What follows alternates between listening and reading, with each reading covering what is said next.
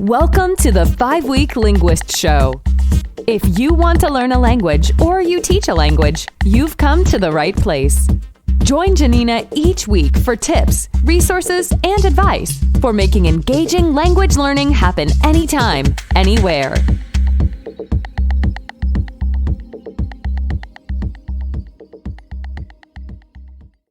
Buongiorno, annyeonghaseyo, konnichiwa, hola, bonjour. Welcome to the 5-Week Linguist Show. I wanted to continue talking about 50 things I've learned in my almost 50 years about languages. And I really want to focus on speaking because I think that's everyone's ultimate goal. You want to be able to communicate with people, right? So really essential is to speak at every phase. One of my favorite linguists out there is Benny, the Irish polyglot. Surely you know him. He's got the most read language learning blog in the world. And he's all about speaking from day one. And that can be really daunting to people, especially when a lot of people cite the research. You should focus on input, which you should, input precedes output, all the things I believe. But he's clever. He gets talking right away. So what he's doing is he's not just getting over his shyness, which frankly I don't think he has a whole lot of, but lucky for him, right? But he's got some great takeaways for us, regardless of what our personalities might be like. He gets right in there and talks to native speakers. And one of the things he does is he goes on italki and starts chatting with native speakers. Books a lesson and you start chatting. If it's intimidating to you. Because not only is he's using some words and phrases that he's memorized, or maybe is even looking up during the conversation. Right? A very practical thing. And he's getting input from these people. They're responding, right? They're learning. So what a great takeaway that you don't even actually have to talk to them, right? You can get on there and start chatting with them. And I think there's some really fun programs out there. The last time I worked on Duolingo, I noticed that there are chatbots in some languages. So again, while it's not the greatest or the ideal situation or ideal context to get communicating, it's there. It's there for practice. There's no embarrassment. The chatbot doesn't understand you, repeat yourself again. If you don't want to go on italki and talk to a native speaker or on Hello Talk, you can talk to yourself. But the point is to speak from day one. I really like talking to myself, and I tout that. I talk about it a lot because I think it's really powerful. I think that if you talk to yourself, you can get through lots of bugs and really build your confidence. I like to record myself once a week. And I like to focus on programs that allow me to respond. I really like Pimsleur as I'm starting because it gives you lots of opportunities to talk.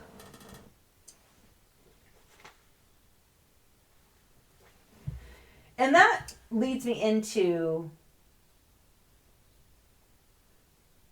making sure you challenge yourself. And when I say challenge yourself, I mean also being realistic. So, can you talk to yourself in voice memos or for 5 minutes in your car every day for a month or a week?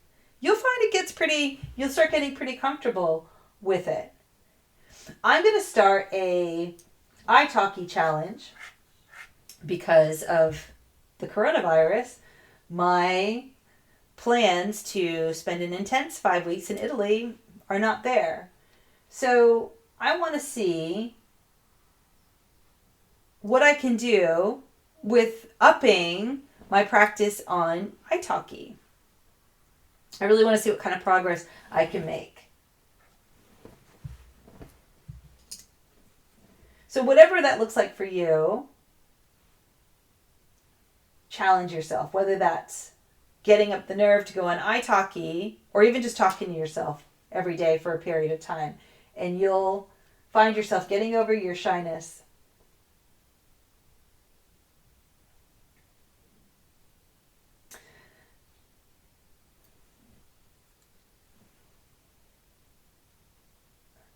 We talked a lot about children in some other episodes, children and learning languages.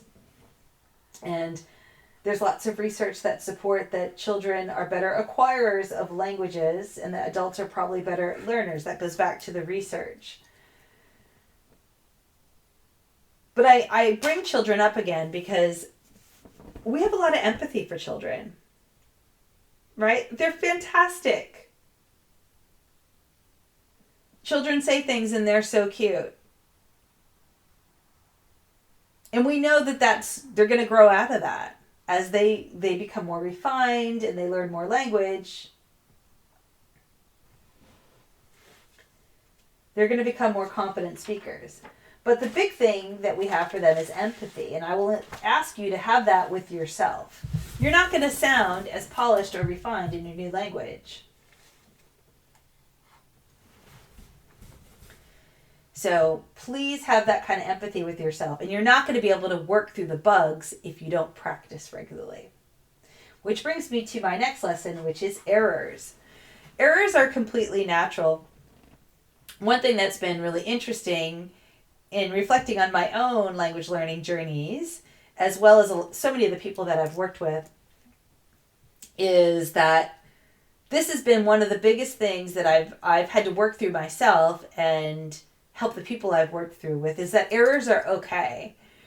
I think languages are one of the only places where we have to sort of unlearn some of those lessons that we've learned about, do your best and try your hardest. And whereas you're going to do something, you're going to try hard and you're going to make mistakes. You're going to mess up when you're learning a language, and you have to accept it, that you have to get really comfortable with being bad at something for a while. And that's critically important. So remember that accuracy comes later and that you have to go through all those ugly errors or even stay in those errors. I have languages where I make so many errors but I can communicate. Just accept that errors are natural on the road to fluency as you speak. And accuracy comes later, but you'll never get there if you don't find ways to speak that are realistic and fit into your life. Are you shy? Talk to yourself. Are you a little less shy? Are you okay with recording yourself? Do that. It's a great documentation of your progress. Do it every day. Even reading out of a phrase book at first, if that makes you feel comfortable, if you need an aid, and then moving into being able to talk on your own. Communication is your goal, right? That's the whole point. So focus on your tasks, on getting your point across. You're going to make progress, not perfection. That needs to be your goal. And it needs to be realistic. Please don't set yourself up for failure by being able to implement everything that you've been learning in a perfect way. Just take your time with it.